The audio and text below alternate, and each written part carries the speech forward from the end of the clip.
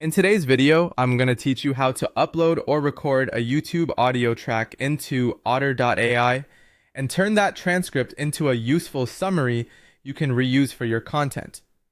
This is a simple workflow that can save you a lot of time, especially if you want to turn spoken content into written material without manually taking notes.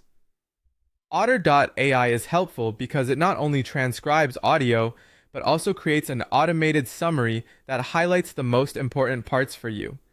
To begin, upload your YouTube audio track into Otter AI or record the audio directly if that fits your workflow better. The goal here is to get the spoken content into the platform so it can be processed into text.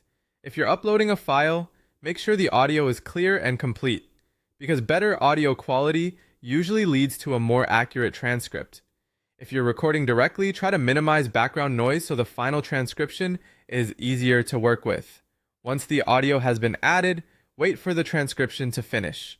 Depending on the length of the track, this may take a little time, so give Otter AI a moment to process everything fully. It's important not to rush this part because you want the complete transcript and summary tools to be available before moving on. After the transcription is complete, go to the automated summary section at the top. This is where Otter AI pulls out the main ideas from the recording and presents them in a condensed format. It's especially useful if you want a quick overview without reading the entire transcript from start to finish.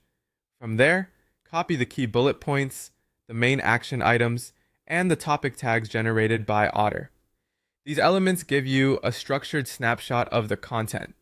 The key points help capture the core ideas, the action items highlight anything practical or task-based, and the topic tags make it easier to understand the themes covered in the audio.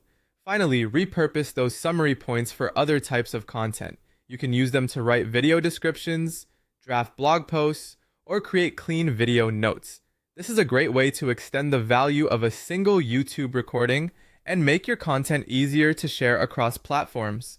Instead of starting from scratch each time, you're using the